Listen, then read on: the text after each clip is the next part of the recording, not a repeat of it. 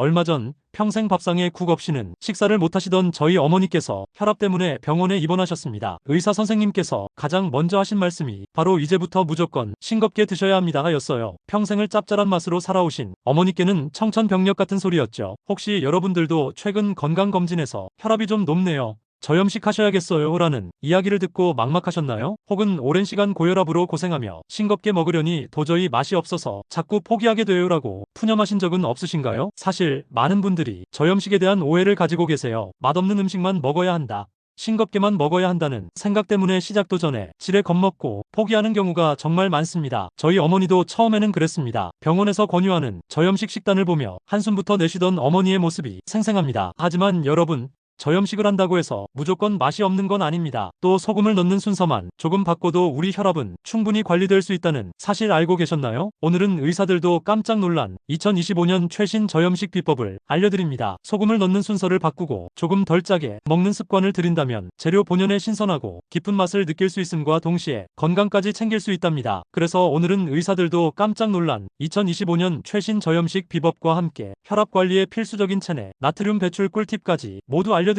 여러분의 식탁을 더욱 풍성하고 무엇보다 건강하게 만드는데 실질적인 도움이 되기를 진심으로 바랍니다. 저희 채널은 여러분들의 관심과 사랑 속에 쑥쑥 자랍니다. 구독과 좋아요로 힘을 실어주세요.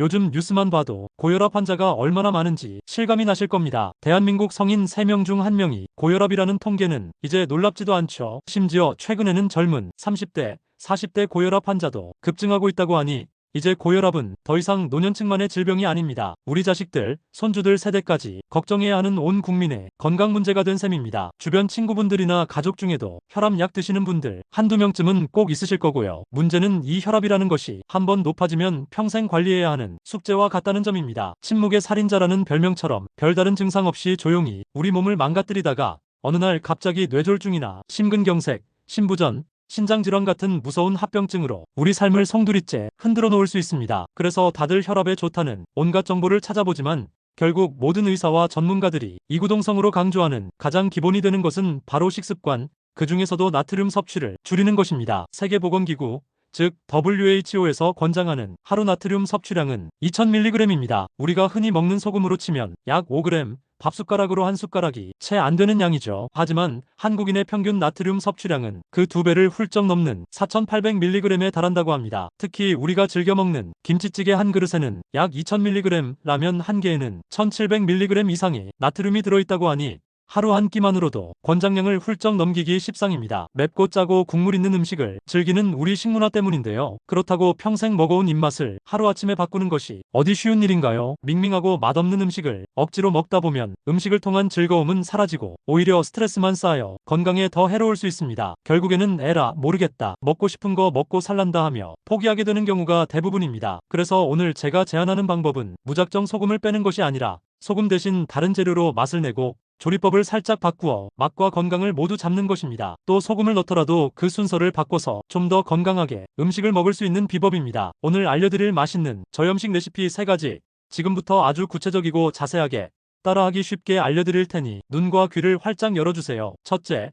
향신 채소와 천연 조미료를 듬뿍 활용하여 감칠맛의 품격을 높이는 것입니다. 소금의 짠맛을 대신할 가장 좋은 친구는 바로 우리 주변에서 흔히 구할 수 있는 마늘, 양파, 파, 생강, 부추 같은 향신 채소입니다. 이 재료들은 각자 독특한 향과 맛을 가지고 있어 음식의 풍미를 한 단계 끌어올려줍니다. 예를 들어 많은 분들이 좋아하시는 된장찌개를 끓인다고 상상해보세요. 보통은 멸치 육수에 된장을 풀고 소금이나 조미료로 간을 맞추실 겁니다. 하지만 이제부터는 육수를 낼 때 멸치와 다시마는 기본이고 여기에 양파 반 개, 대파 뿌리 2~3개, 통마늘 대여섯 알, 그리고 말린 표고버섯 한두 개를 함께 넣고 푹 끓여보세요. 최소 20분 이상 끓이면 채소에서 우러나온 은은한 단맛과 표고버섯의 깊은 감칠맛이 육수 전체에 배어나옵니다. 이렇게 정성 들여 만든 채소 육수를 사용하면 된장의 양을 평소의 3분의 2만 넣어도 전혀 싱겁게 느껴지지 않습니다. 오히려 훨씬 더 부드럽고 깊은 맛의 명품 된장찌개가 탄생하는 것이죠. 여기에 마지막으로 애호박이나 두부 같은 재료를 넣고 한 소끔 더 끓인 뒤 불을 끄고 송송 썬 대파와 칼칼한 청양고추, 향긋한 깻잎을 살짝 올려주면 소금 한 톨 넣지 않아도 완벽한 맛의 조화를 이룹니다. 나물을 무칠 때도 마찬가지입니다. 시금치나 콩나물나물을 무친다고 생각해보세요. 보통은 소금과 국간장, 다진 마늘, 참기름 정도로 양념을 하실 텐데요. 이제부터는 소금과 국간장의 양을 절반으로 줄이는 대신 다진 마늘과 다진 파이, 양을 2배로 늘려보세요. 그리고 여기에 고소하게 볶은 깨를 넉넉히 갈아넣고 들기름이나 향이 좋은 참기름을 한 바퀴 둘러주면 향신 채소의 알싸한 맛과 깨의 고소함, 기름의 풍미가 어우러져 소금의 빈자리를 전혀 느낄 수 없습니다. 만약 조금 더 특별한 맛을 원하신다면 말린 표고버섯이나 건새우, 멸치를 믹서에 곱게 갈아서 만든 천연가루 조미료를 반 티스푼 정도 넣어보세요. 시중에서 파는 조미료와는 비교할 수 없는 건강하고 품격 있는 감칠맛을 경험하게 되실 겁니다. 이 천연 조미료는 한번 만들어두면 국, 찌개, 볶음 등 어떤 요리에도 유용하게 사용할 수 있는 만능 치트키가 되어줄 것입니다. 둘째, 신맛과 매운맛, 단맛을 지혜롭게 활용하여 혀를 즐겁게 속이는 것입니다. 우리 뇌는 참 단순해서 짠맛이 부족할 때 다른 강렬한 맛이 들어오면 짠맛에 대한 아쉬움을 쉽게 잊어버립니다. 이를 잘 활용하면 소금 없이도 다채로운 맛이 향연을 즐길 수 있습니다. 대표적인 것이 바로 신맛입니다. 고등어나 갈치 같은 생선을 구울 때 소금을 뿌려 밑간을 하는 대신 생강즙이나 맛술에 잠시 재워 비린내를 잡은 뒤 아무 간도 하지 않고 그대로 굽습니다. 그리고 다 구워진 생선 위에 레몬즙을 살짝 뿌리거나 식초와 설탕, 다진 양파로 만든 새콤한 소스를 곁들여 보세요. 소금구이와는 차원이 다른 상큼하고 고급스러운 생선 요리가 완성됩니다. 레몬의 시트러스 향과 식초의 산미가 생선의 기름진 맛을 깔끔하게 잡아주고 입맛을 확 돋우어주기 때문에 밥 한 그릇이 뚝딱 비워질 겁니다. 매운맛 역시 저염식의 훌륭한 조력자입니다. 짠맛이 줄어 밋밋하게 느껴질 수 있는 음식에 고춧가루나 청양고추, 후추의 칼칼한 매운맛을 더하면 맛의 균형을 맞추고 식욕을 자극하는 효과가 있습니다. 예를 들어 닭볶음탕을 만들 때 간장의 양을 줄이는 대신 고춧가루와 청양고추를 더 넣어 칼칼하게 만들어 보세요. 매운맛이 짠맛의 역할을 대신해 주어 충분히 맛있게 즐길 수 있습니다. 또한 의외로 단맛도 저염식에 도움이 될 수 있습니다. 물론 설탕을 많이 넣으라는 이야기는 절대 아닙니다. 양파나 대파를 오래 볶으면 자연스럽게 나오는 단맛,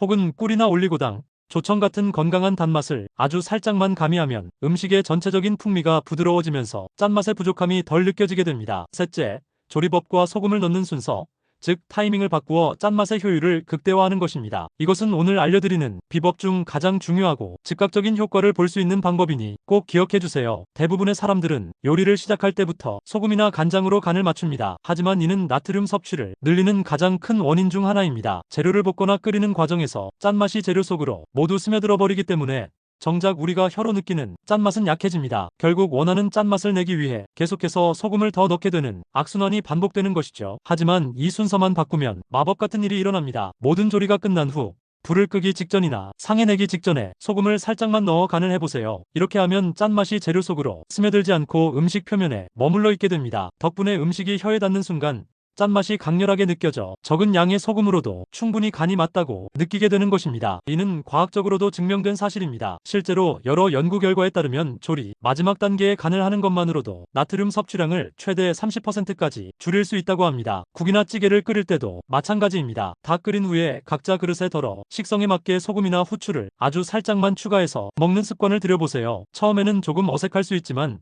며칠만 지나면 이것이 얼마나 현명한 방법인지 깨닫게 되실 겁니다. 또한 볶음 요리를 할 때는 재료를 다 볶은 후 마지막에 간장이나 소금을 팬 가장자리로 둘러 치익 소리를 내며 날리듯 섞어주면 불맛과 간장의 풍미가 확 살아나면서 적은 양으로도 깊은 맛을 낼 수 있습니다. 저염식은 단순히 맛이 없는 식단이 아닙니다. 이것은 내 몸을 더 소중히 여기고 스스로 건강을 지켜나가는 현명하고 주체적인 식습관입니다. 오늘 알려드린 맛있는 레시피와 실질적인 나트륨 배출 팁, 그리고 소금 넣는 타이밍의 중요성까지 이 모든 정보를 적극적으로 활용하셔서 2025년에는 혈압 걱정 없이 건강하고 활기찬 해를 보내시길 진심으로 바랍니다. 머지않아 음식 본연의 신선하고 깊은 맛을 발견하고 몸이 가벼워지며 혈압이 안정되는 놀라운 변화를 스스로 경험하시게 될 겁니다. 여러분만의 특별한 저염식 레시피나 효과적인 나트륨 배출 팁이 있다면 댓글로 자유롭게 공유해주세요. 서로에게 건강한 에너지를 선물하고 함께 더 나은 건강한 삶을 만들어 나갈 수 있을 것입니다. 이 영상이 여러분의 혈압 관리와 건강한 식단에 큰 도움이 되었기를 바라며 다음 시간에도 더욱 유익하고 알찬 건강 꿀팁으로 돌아오겠습니다. 구독과 좋아요는 영상을 만드는 데 큰 힘이 됩니다.